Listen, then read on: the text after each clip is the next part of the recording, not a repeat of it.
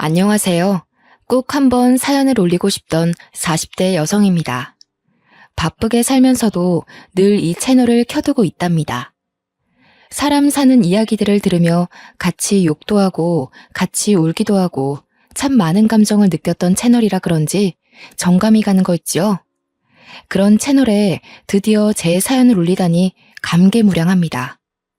항상 보면 가슴이 미어지고 가슴 속에서 분노가 차오르는 사연들이 많은데 과연 제 사연은 어떻게 보실지 너무 궁금하네요. 그럼 시작해 보겠습니다. 도시 빈민가가 바로 제가 살던 곳이었죠.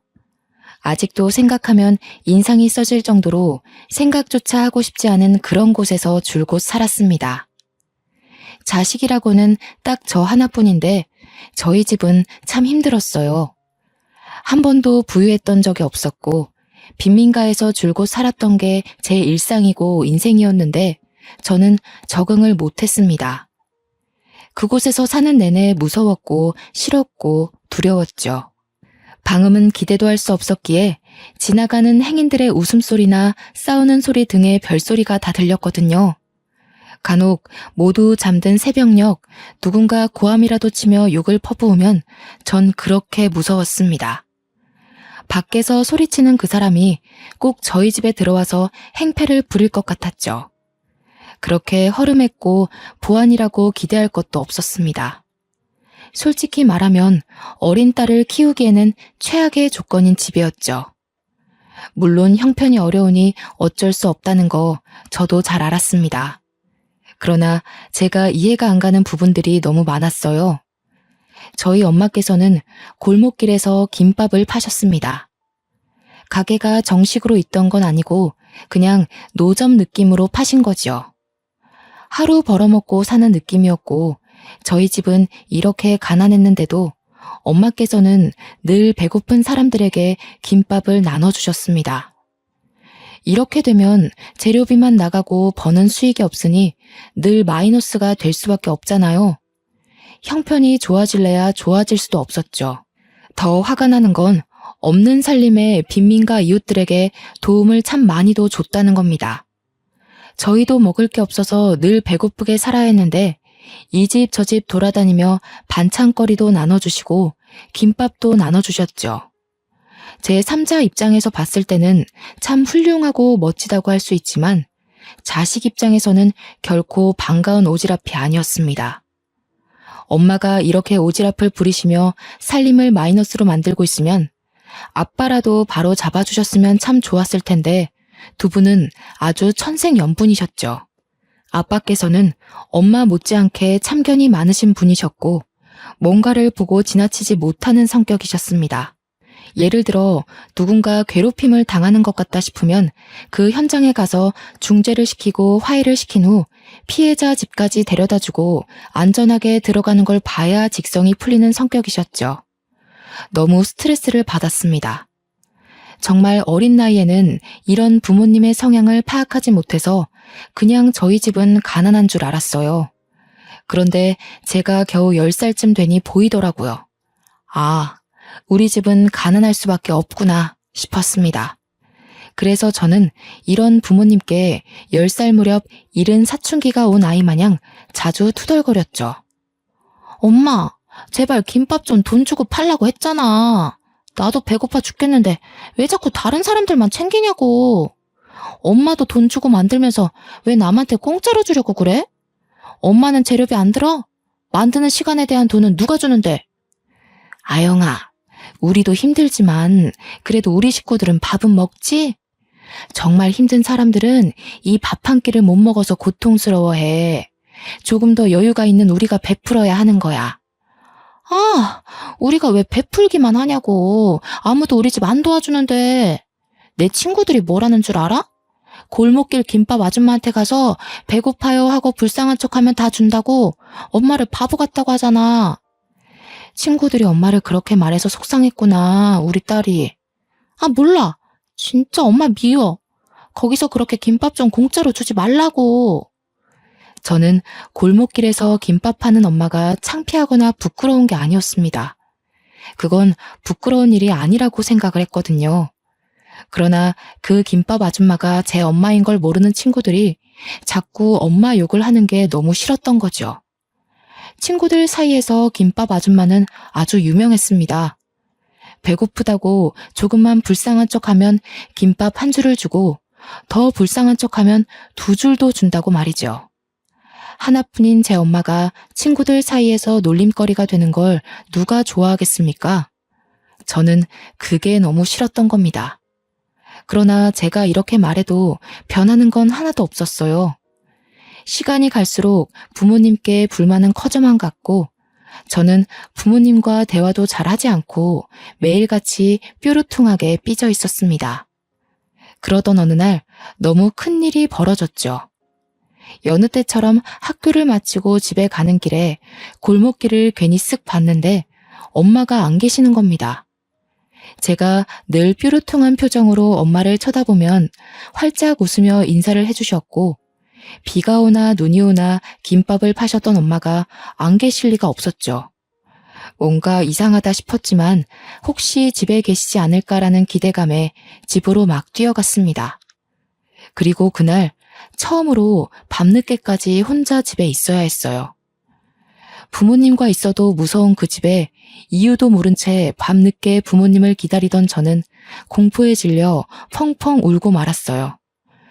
울다 잠이 들었는데 엄마께서 뒤늦게 오셔서 정말 슬픈 얼굴로 저를 끌어안고 오열을 하셨죠. 그런 저는 못나게도 왜 늦게 나타났냐며 원망의 말만 내뱉고 말았습니다. 어떻게 나 혼자 두고 지금 올 수 있어? 나 얼마나 무서웠는지 알아? 엄마가 어떻게 된 줄 알았잖아. 아영아, 우리 이제 어쩌면 좋니? 뭐를, 왜 자꾸 우는데? 무서웠던 건 난데. 아영아, 우리 딸, 어떡해 정말.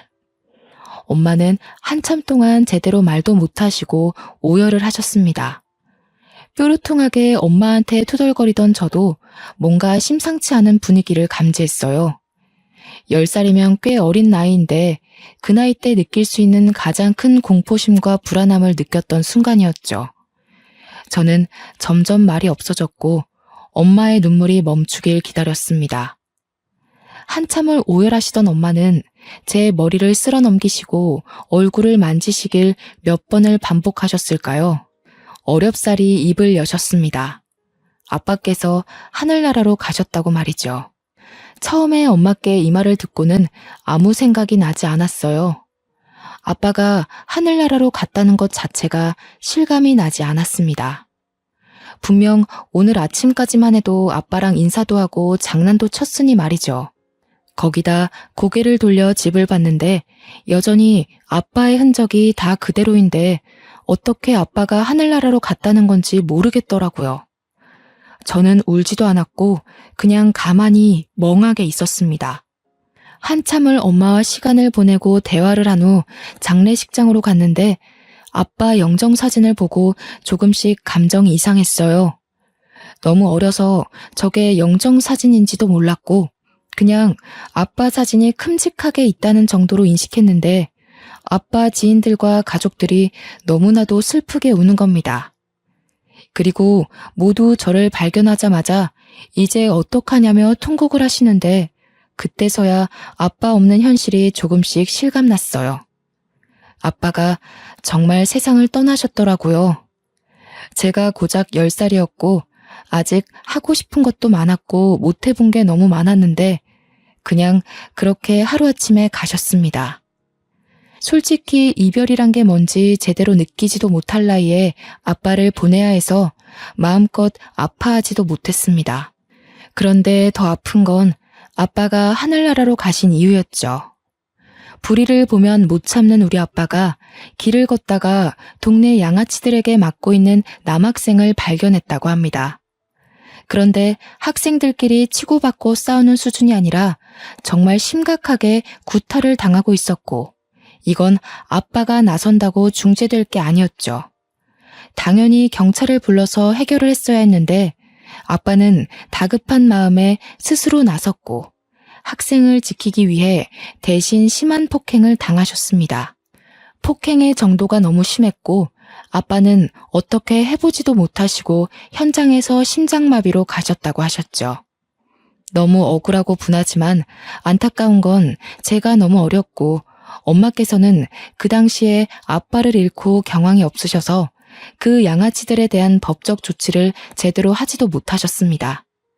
한 가정의 가장을 하루아침에 떠나보내게 만든 그 양아치 학생들은 고작 강제 전학 조치만 내려졌죠. 지금 생각해도 너무 분하고 열받는 처분이지만 이미 시간이 너무 흘러 어쩔 수도 없었습니다. 명백하게 사람을 죽였는데 어떻게 강제 전학 가는 걸로 끝이 났을까요? 그들에게 강제 전학은 벌도 아니었을 겁니다. 그저 다른 학교로 가서도 똑같은 짓을 하고 있을 아주 쓰레기 같은 놈들이겠죠. 사람을 죽인 그 양아치들은 아주 잘 먹고 잘 살고 있을 텐데 왜 그들에게 아무런 법적 조치가 일어나지 않는지 너무 원망스러웠습니다. 아빠께서 하루아침에 허망하게 떠나신 후 저희 집은 말할 것도 없이 힘들었어요. 안 그래도 경제적으로 힘들었던 집이었지만 더 심각했죠.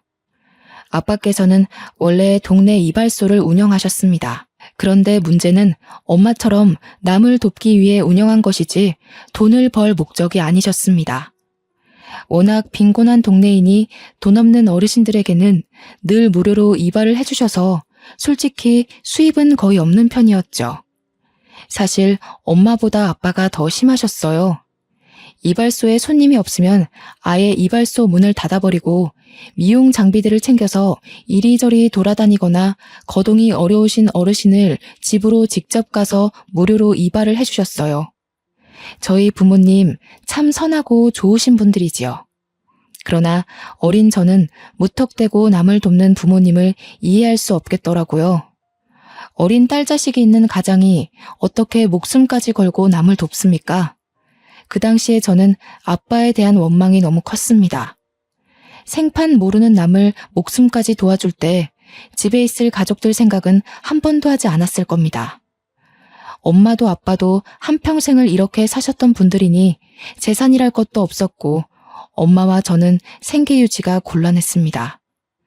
그럼에도 불구하고 여전히 엄마는 김밥을 무료로 나눠줬고 저는 미칠 것 같았죠. 정말 부부는 닮는다더니 저희 부모님은 하늘이 맺어준 인연이 아닐까 싶습니다.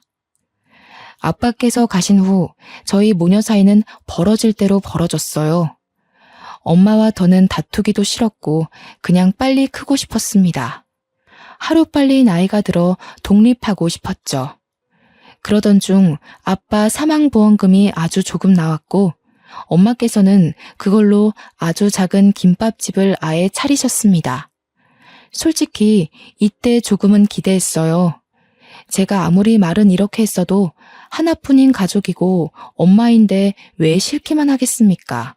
아빠 목숨값이기도 하고 정말 어렵게 차린 가게이니 엄마께서 제대로 가게 운영을 해주시길 기대했습니다. 엄마가 오픈하신 김밥집이 학교 근처라 하굣길에 궁금한 마음에 가봤어요. 그런데 멀리서 봐도 김밥집 앞에 줄이 정말 길게 서 있는 겁니다. 전 너무 놀랐고 기쁜 마음과 자랑스러운 마음에 엄마께 달려갔죠. 거기에는 학교 친구들도 있었고 처음으로 저희 엄마라고 소개를 했습니다. 뭐야? 너도 김밥 먹으러 왔냐? 아니, 여기 우리 엄마 가게인데? 너희 우리 엄마 김밥 먹으러 온 거야? 아, 너희 엄마구나. 아줌마, 저 아영이랑 같은 반 친구인데 세 줄 주세요. 배가 너무 고파요. 저도요. 저도 아영이랑 같은 반이니까 세 줄 주세요. 뭐야, 엄마? 또 돈 안 받고 김밥 팔고 있는 거야? 그래서 이렇게 줄이 긴 거였어? 아영아, 우선 정신 없으니까 집에서 말하게 가 있어. 너희들이 아영이 친구였구나. 여기 앞에 놓인 거 다 가져가. 맛있게 먹고 우리 아영이랑 사이좋게 잘 지내. 배고프면 언제든 와서 먹고. 저는 이때 정말 화도 안 나고 절망했고 엄마가 정말 너무 싫었습니다. 아빠께서 그렇게 돌아가시고 분명 엄마도 느끼신 게 있으실 텐데 어떻게 이럴 수 있나 싶었죠. 지금 당장 우리가 돈이 없어서 먹고 사는 게 힘든데 우리보다 더 못 먹고 사는 이웃들뿐 아니라 더 잘 사는 이웃들까지 그냥 별의별 사람들을 다 챙기는 엄마를 이해할 수 없었습니다. 아직도 가슴속에 응어리로 자리 잡고 있는 아픔들이 있거든요. 초등학교 입학할 때 그 어린 나이에 저는 친구들에게 큰 놀림을 당했었죠. 수도가 끊길 때가 많아서 마음껏 씻지를 못했습니다. 그렇다 보니 옷매무새가 깨끗한 것도 아니었고 살도 새까맣게 때가 타 있으니 늘 놀림거리였죠. 심지어 옷은 늘 같은 것을 입다 보니 해져 있어서 친구들은 저를 보고 냄새나는 거지라고 놀렸어요. 제가 이렇게 놀림 당하는 걸 엄마께서는 알고 계셨는데 우는 제게 이런 말씀을 하셨습니다. 우리보다 더 못 사는 사람들이나 도움을 필요로 하는 사람은 늘 도와줘야 한다고 말이죠. 안 그래도 엄마에게 감정이 좋지 않았는데 그 순간 모든 기대가 무너졌고 그 이후 저는 엄마는 어떤 소통도 하지 않았습니다. 그렇게 사춘기가 되었고 저는 꽤 엇나가는 삶을 살았어요.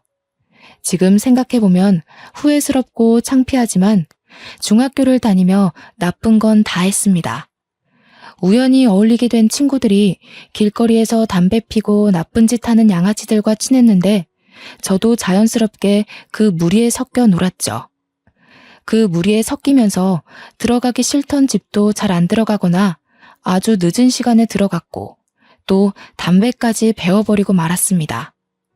이렇게 망가지고 있는 제 모습을 굳이 엄마께 숨기지도 않았어요. 중학생이 저런 행동을 하고 다니면 너무 큰 잘못이기에 최소한 숨기고 조심하는 모습이라도 보이는 게 정상인데 저는 담배를 피우고 냄새가 나던 말던 신경도 쓰지 않고 집에 들어갔습니다. 정말 미련하고 멍청한 행동을 엄마에게 반항을 한 거죠.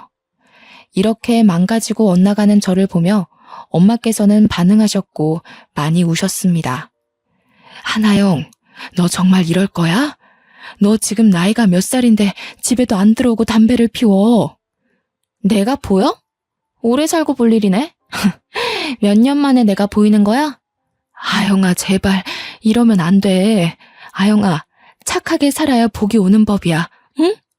너 정말 아빠도 없는데 너까지 이러면 엄마 억장 무너져 이거사. 이제야 억장이 무너져? 난 답답한 부모 밑에서 살면서 이미 진작에 무너졌어. 그냥 하던 대로 해. 나 말고 불쌍한 사람인가 뭔가 그딴 사람들이나 돕고 살아. 왜 갑자기 관심 있는 척을 하는데? 아영아, 엄마가 잘못했어. 엄마가 미안해. 그러니까 제발 이러지 마. 너 이러면 엄마가 살 수가 없어. 아영아, 딱 한 번만 학생 신분에 맞게 노력해주면 안 돼? 이날 소리도 못 내고 숨죽여 많이 울었습니다. 많은 감정이 들었거든요. 진작에 좀 내 마음을 알아주지 싶은 마음도 있었고 한편으로는 엄마에게 너무 큰 충격과 상처를 준 것 같아서 죄송스러웠죠. 저는 중학교를 다니는 내내 엄마에게 큰 상처를 줬지만 엄마의 말대로 딱 한 번이라도 학생답게 노력을 해보고 싶었습니다. 그래서 고등학교 입학과 동시에 담배도 끊었고 중학교 때 만나던 친구들도 싹 다 연락을 끊었어요. 그리고 이악 물고 공부만 했습니다. 사실 어려서부터 제대로 공부를 한 적이 없어서 너무 힘들었죠. 하얀 건 종이요, 검은 건 글자요. 이게 딱 제 마음이었지만 포기하지는 않았습니다. 열심히 노력을 했지만 성적은 좋지 않았어요. 저는 1학년 성적을 망치고 그때부터는 과목별로 공부할 때마다 모르는 게 생기면 꼭 선생님에게 질문을 했어요. 온종일 물어가며 머리를 싸매고 공부를 했더니 선생님들도 귀찮으실 텐데 오히려 저를 예쁘게 봐주셨고 더 자세히 봐주셨죠. 이렇게까지 머리를 싸매고 이악 물고 공부하던 저는 목표가 있었습니다. 중학교 내내 나쁜 짓 하고 1학년 성적도 망쳤지만 변함없이 제 목표는 의대였죠. 이유는 아픈 환자를 치료해주고 싶은 마음보다는 그저 돈을 잘 벌어서였어요. 지긋지긋한 이 가난을 끊을 수 있는 유일한 직업이라 생각을 해서 저는 꼭 의대를 가야 했습니다. 다들 제가 의대를 목표 삼고 있다고 하면 비웃었어요. 중학교 때 어떻게 지냈는지도 알았고 1학년 성적을 알았으니 말이죠.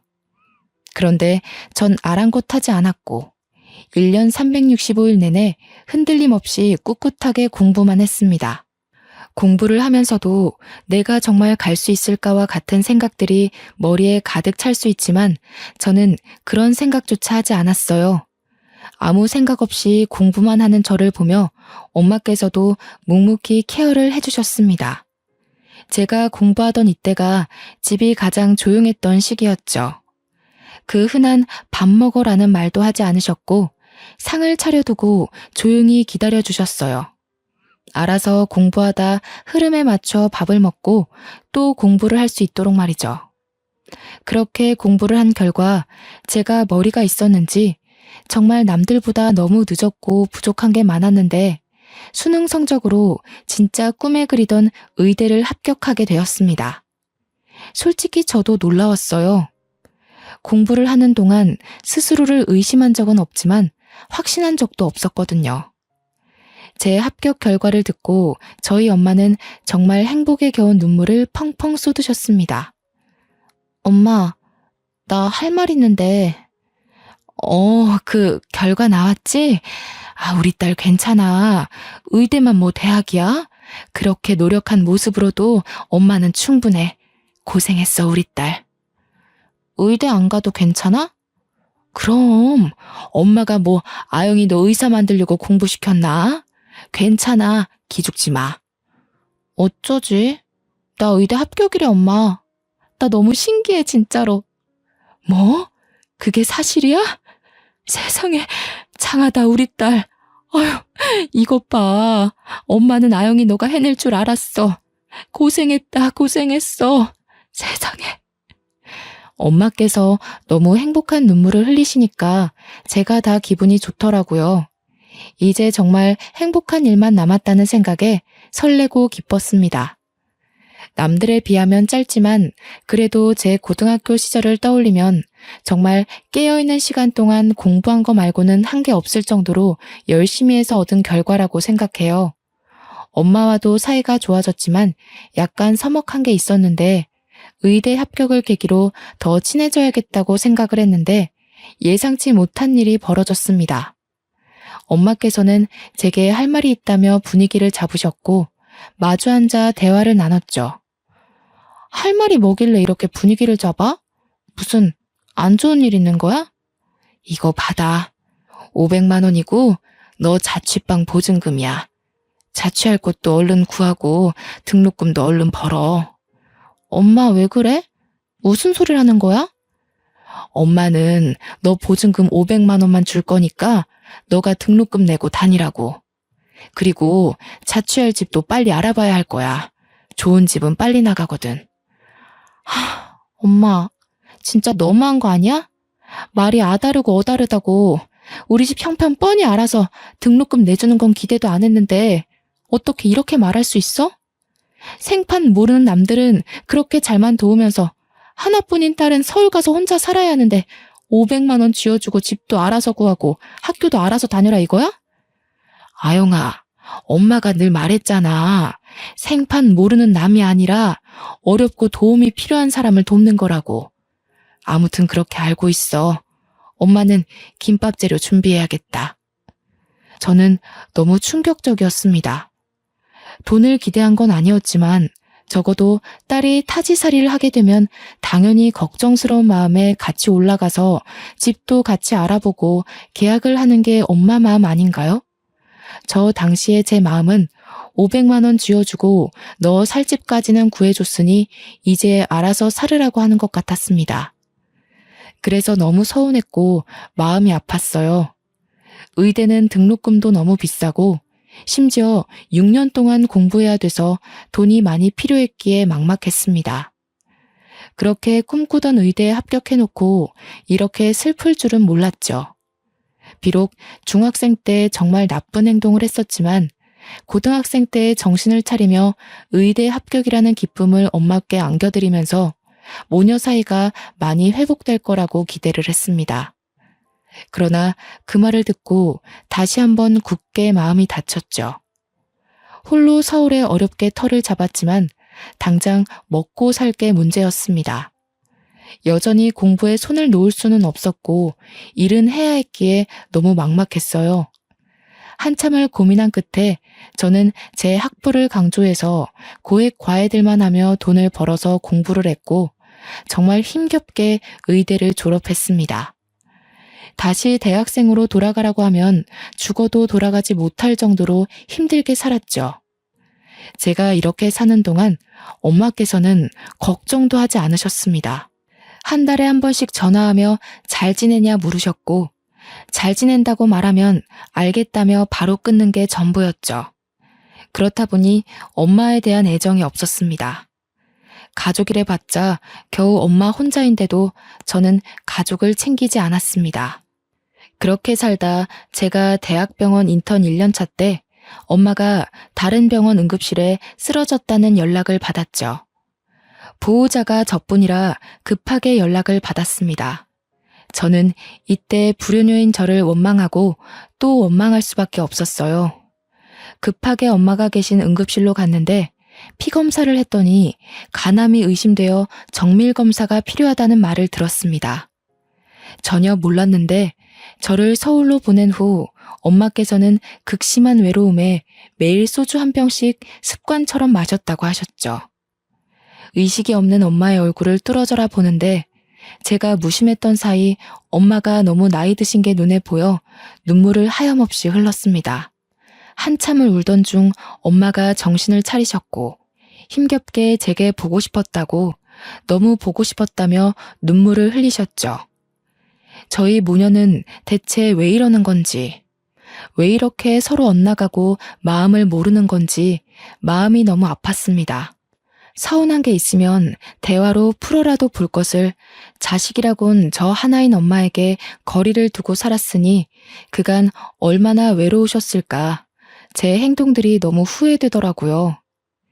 이유를 불문하고 서울로 모시고 올라와서 이제라도 매일을 함께하며 효도를 해야겠다고 다짐했지만 진단 결과는 좋지 않았습니다. 간암 4기에 이미 폐까지 전이가 되었던 상태였죠. 이 정도면 통증이 말도 못할 정도였을 텐데 그간 제게 말도 하지 않고 버텨온 엄마를 떠올리니 울 수도 없었습니다. 그 아픈 몸을 이끌고 여전히 김밥을 말아서 동네 사람들을 나눠주며 살았던 엄마가 더는 밉지 않았어요. 그냥 이기적이고 못된 제 자신이 미웠죠. 너무 속상한 마음에 또 마음에도 없는 소리를 하며 저도 모르게 엄마에게 언성을 높이며 말을 했습니다. 엄마, 대체 이 지경이 되도록 병원도 안 가고 뭐 한 거야? 이렇게 살려고 연락도 제대로 안 한 거야? 날 이렇게 불효녀 만들고 떠나야 속이 편해? 우리 아영이 고운 거 봐. 우리 딸 잘 사는 거 봤으니 됐어. 엄마는 치료 안 할 거야. 엄마는 병원에서 연명하다 가기 싫어. 너무 슬프지만 의사는 마지막을 준비하라고 했죠. 딸인 제가 의사인데 아무것도 못 해드리니 죄책감이 너무 컸고 뭘 해보지도 못하고 엄마 곁을 지킨 지 한 달 만에 엄마는 아빠 곁으로 가셨습니다. 장례를 치르는 내내 울다 쓰러질 정도로 참 많이 울었어요. 못 해드린 게 너무 많은 불효녀라 가슴이 찢어지다 못해 숨도 못 쉴 정도로 아려오더라고요. 엄마를 겨우겨우 보내드리고 한동안 정신도 못 차리고 엄마 집에서 지난 흔적들을 보는데 너무 속상했습니다. 여전히 낡은 이 집에서 아빠도 없이 저도 없이 홀로 얼마나 외롭고 쓸쓸했을까 싶었죠. 심지어 정말 많이 아팠을 텐데 그 작은 곳에서 괴로운 고통 참아가며 살았을 엄마를 떠올리니 제 자신을 참을 수가 없었습니다. 엄마 입장에서는 딸 하나뿐인데 그 먼 서울 땅에 홀로 보내면서 얼마나 걱정이 많으셨을까요? 이걸 제가 조금만 더 빨리 알아채고 이해했더라면 엄마를 이렇게 후회 속에 보내지 않았을 텐데 말입니다. 저는 엄마의 장례를 치르고 도저히 서울로 바로 올라갈 수 없었고 휴가를 낸 후 엄마가 살던 집에서 시간을 조금 보냈어요. 반성도 했고 후회도 하다가 문득 부모님과 함께 행복하게 웃던 저희 가족의 모습이 생각나면 웃다가도 울음을 터뜨리고 말았습니다. 그렇게 겨우 엄마를 가슴에 묻고 하나씩 정리를 했어요. 엄마의 흔적이 남은 김밥집은 팔아버렸고 그 동네와는 아예 영원히 안녕해버렸죠. 가슴에 응어리를 하나 더 품고 서울로 돌아와서 저는 더 독하게 살았습니다. 레지던트 생활을 끝낸 후 이비인후과 전문의가 되었는데 이때 동네 병원을 개원할 수 있었지만 아직 돈이 그렇게 여유롭지 않아서 종합병원에 들어갔죠. 혼자 생활이 점점 익숙해지다 보니 외롭기도 하고 남자를 만나볼까라는 생각이 들더라고요. 마음도 많이 평온해졌고 여유도 생겼거든요. 그래서 소개팅을 많이 했었는데 하나같이 다 별로였습니다. 의사인 걸 알고 나오니 대놓고 얼마를 버냐고 묻질 않나. 제가 의사라서 나온 사람들도 있고 그냥 다 조건 보고 나온 사람들이라 정 떨어져서 싫더라고요. 소개팅도 지치고 힘들어서 연애도 포기하려고 할 때쯤 정말 마지막이라는 생각으로 소개팅을 했는데 거기서 원하는 상대를 만났습니다. 그 남자는 변호사였는데 돈을 많이 벌어서 그런지 소개팅 내내 제 재산에는 전혀 관심이 없었고 그저 매너 있고 아주 젠틀한 남자였습니다. 이 남자와 호감을 갖고 잘 만나다 결국 연애를 시작했는데 얼마나 사람이 진중한지 손도 한 달 만에 조심스럽게 잡더라고요. 그렇게 1년을 만나고 남자친구와 결혼을 다짐했습니다. 외로운 내게도 드디어 가족이 생긴다는 기쁨에 묘한 감정이 들었는데 변수가 있었어요. 예비 시모가 아주 심상치 않은 사람이었죠. 예비 시모는 제게 대놓고 본인 집안은 남부러울 거 없는 집안이라는 걸 강조했고 개원한 의사도 아닌 고하면 숙이고 들어와라며 눈치를 주셨습니다. 몰랐는데 아주버님이 검사고 예비 남편이 변호사인 법조인 집안이었습니다. 예비 시부는 고위 공직자였다가 퇴직하셨고 시모랑은 이미 이혼하시고 지금 시모는 재혼을 하신 새어머니였죠. 한마디로 제게 눈을 부라리며 뭐라고 하던 예비 시모는 새어머니였습니다. 예비 시모는 솔직히 정말 너무 사치스럽고 싸 보였어요. 명품으로 도배를 하고 향수 냄새가 아주 진동을 하는데 첫인상이 아주 별로였죠. 심지어 예비 시댁 집안에서 아무도 제게 뭐라고 안 하는데 보잘것없어 보이는 예비 시모만 자존심 세워가며 제 길을 누르려 애썼습니다. 그러나 저는 절대 쉽게 지지 않는 성격이라 굳이 남자친구에게 말하지 않고 예비 시모를 상대해주고 있었죠. 이런 제 모습에 열받았는지 하루는 저를 고급 레스토랑으로 부르더라고요. 기꺼이 그 고급 레스토랑으로 가드렸죠. 어머, 눈이 왜 그렇게 동그랗니? 아, 하긴 너 같은 고아 출신이 이런 고급 레스토랑에 발길이나 해봤겠니? 다 내 덕인 줄 알아. 아, 네. 음식은 내가 알아서 시켰어. 어차피 넌 고아 출신이라 메뉴판 봐도 모를 것 같아서. 그나저나 없이 산 사람들이 이런 곳에서 밥 먹으면 체한다던데. 너 뭐 소화제라도 먹어야 하는 거 아니니? 저기 어머님, 저 이미 여기 수차례 와봤고요. 이 코스 얼마나 한다고 그러세요? 저 의사예요, 어머님. 버는 돈이 있는데 고작 이런 걸로 덜덜 떨겠어요? 그리고 말끝마다 고아 출신 하시는데 제가 반대로 어머님한테 새어머니라고 하시면 좋으세요? 뭐야? 너 미쳤어? 새어머니? 너 이거 감당해야 할 거야? 감당이라... 뭐 고자질 하시게요? 하세요. 상관없거든요. 못할 말 뱉으신 건 어머님이니까 전 괜찮아요. 참고로 이 대화는 녹음했으니까 수정하지 마시고 있는 그대로 고자질 하세요, 어머님. 말끝마다 고아라고 말하며 무시하는 예비 시모에게 그대로 되갚아주자 제 얼굴에 와인을 확 뿌리며 소리를 지르더군요. 순식간에 주변 사람들 모두 웅성거리며 시선이 집중되었지만 아랑곳하지 않고 끝까지 까랑까랑하게 말씀하셨죠. 야, 고아 따위가 어디서 감히 자존심을 세우고 있어? 내가 너보다 훨씬 오래 살았는데 감히 너 따위가 누굴 가르치고 있어? 너 의사 백지 달면 뭐 인생이 바뀔 줄 알았어? 착각하지 마. 그래봤자 넌 부모도 없고 쓸모도 없는 고아년이야. 겸상해주니까 이게 기어오르고 있네. 그때 레스토랑 주인이 갑자기 제게 다가와 말을 걸었습니다. 저 말씀 중에 죄송하지만 혹시 한동현 씨 딸 하나영 씨 맞으세요? 네, 맞는데 저희 아빠 이름을 어떻게 아세요? 맞구나. 아영이 정말 반갑다. 아니, 그나저나 어쩌다 이런 수준 떨어지는 여자랑 겸상을 하고 있는 거야? 저에게 아버지 성함을 묻고는 갑자기 저한테 아는 체를 하시더라고요. 너무 당황스러웠는데 얼굴을 자세히 보니 20여 년 전 저희 아버지가 살려준 학생의 아버지더라고요. 그때 아버지 장례식장에 와서 하염없이 눈물을 쏟으며 너무 감사하다고 이 은혜를 어떻게 갚아야 될지 모르겠다던 아저씨였어요. 저를 어떻게 기억하고 말을 거셨는지 모르겠지만 저는 시어머니 될 사람한테서 와인을 뒤집어 쓴 탓에 제 꼴이 말이 아니었죠. 아저씨는 제게 깨끗한 수건을 가져다 주시고는 예비 시모에게 당장 경찰 부를 테니 영업 방해죄로 신고하겠다고 으름장을 놓으셨어요. 뭐야? 이 레스토랑 주인이랑 네가 어떻게 아는 사이야? 참나, 너 때문에 수준 떨어져서 내가 다시는 이 레스토랑 안 온다. 어쩜 고아년한테 아는 체를 하지? 격식 떨어지게. 이 여자 한동안 조용하더니 어디서 또 영감 하나 잘 물었나 보네. 당신 2번 다시 내 가게에 얼씬도 하지 마.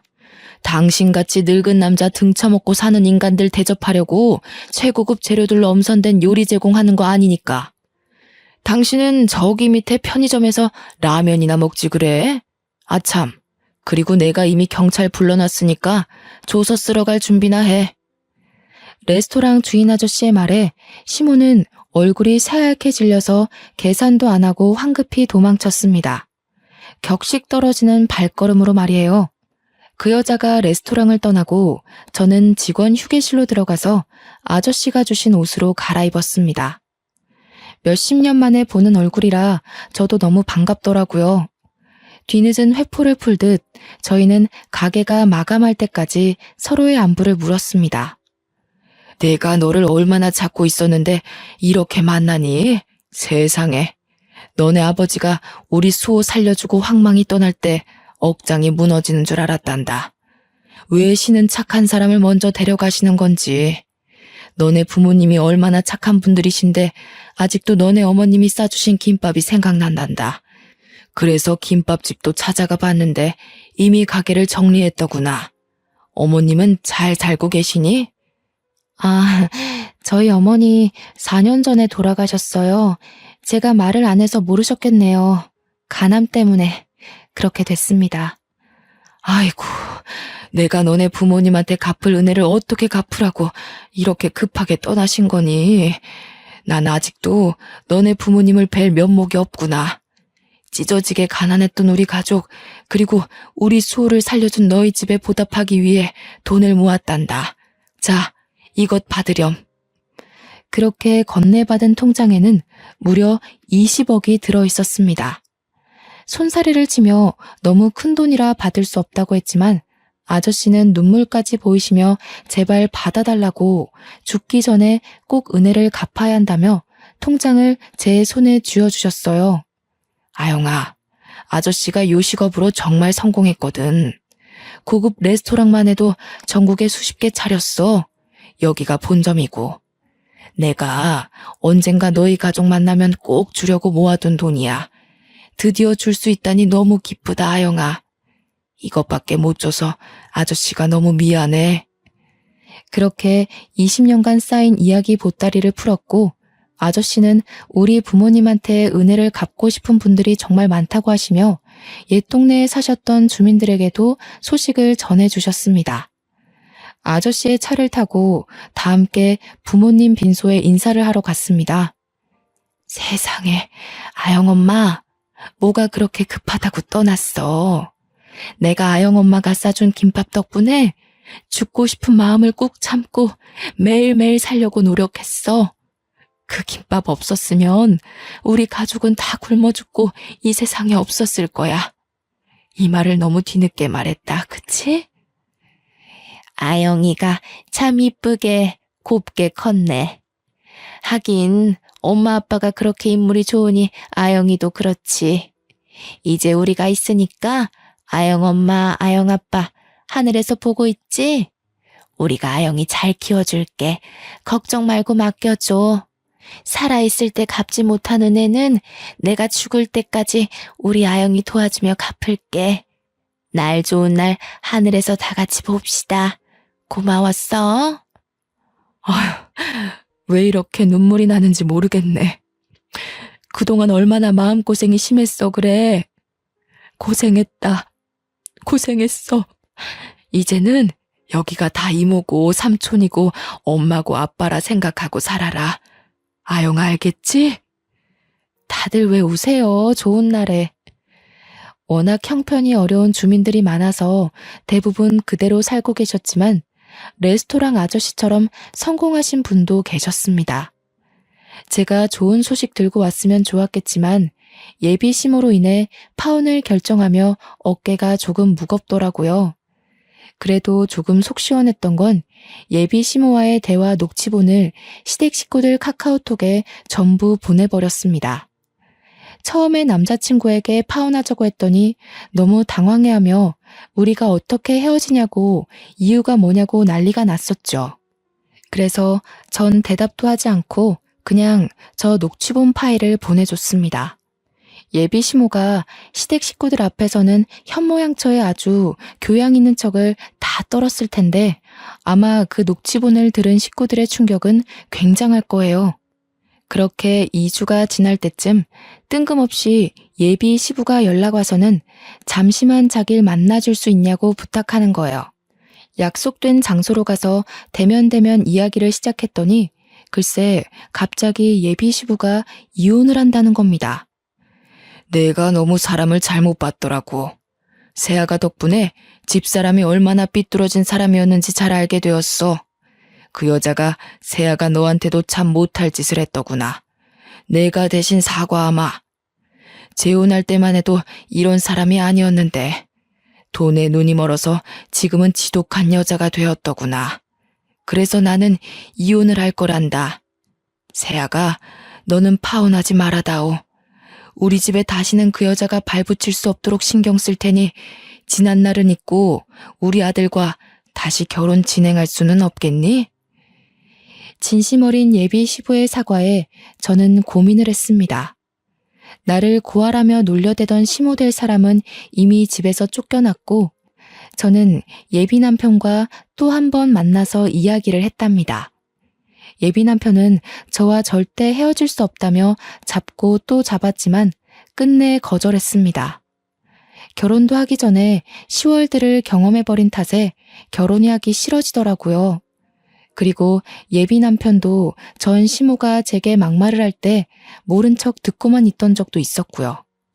그래서 그냥 결혼을 포기했습니다. 또 언젠가 정말 좋은 사람을 만나면 결혼에 대한 생각이 바뀔 수 있겠지만 현재는 결혼에 대한 확신이 들지 않았거든요. 그렇게 파혼을 한 뒤 저는 혼자 조용히 살고 있습니다. 레스토랑 아저씨께 받은 20억과 저를 또 돕고 싶다는 주민의 도움으로 제 개인 병원을 개원했고 이제서야 부모님의 그 선한 마음이 조금은 이해가 가서 휴무에는 시골에서 의료봉사를 다니고 있답니다. 부모님이 남을 돕는 걸 그렇게 싫어했던 제가 결국 부모님이 도운 분들에게 은혜를 대신 받는 게 조금 부끄럽긴 합니다. 그래서 앞으로 부모님의 마음을 더욱 헤아리고 이해하며 남은 여생은 부모님처럼 남에게 베푸는 삶을 살고 싶습니다. 제 사연을 끝까지 봐주셔서 감사합니다.